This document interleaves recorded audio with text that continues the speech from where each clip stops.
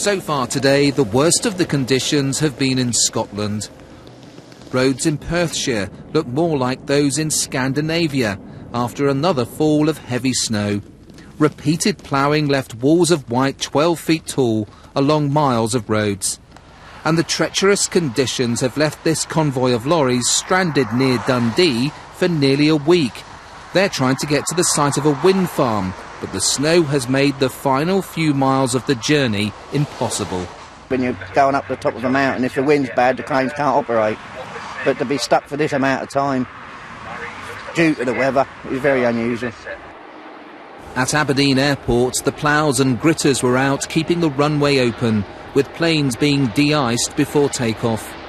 Further south into England, police put extra patrols on high routes over the Pennines in case the weather closed in quickly. In Derbyshire, more details have emerged about this fatal accident in icy conditions yesterday. The man who died when two cars crashed into a river was 42-year-old David Cox, who worked for the BBC.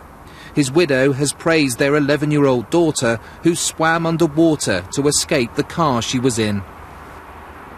Flooding is now a concern over the coming days as a thaw is forecast to set in. This farmer in Somerset has had many of his fields underwater for months and can't see it getting any better.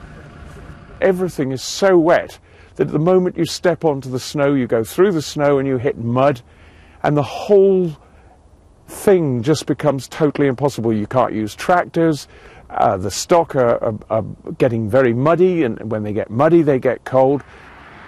But before it melts, much of England has to get through tonight. This was Leeds this evening, heavy snow falling thick and fast, thankfully long after the rush hour.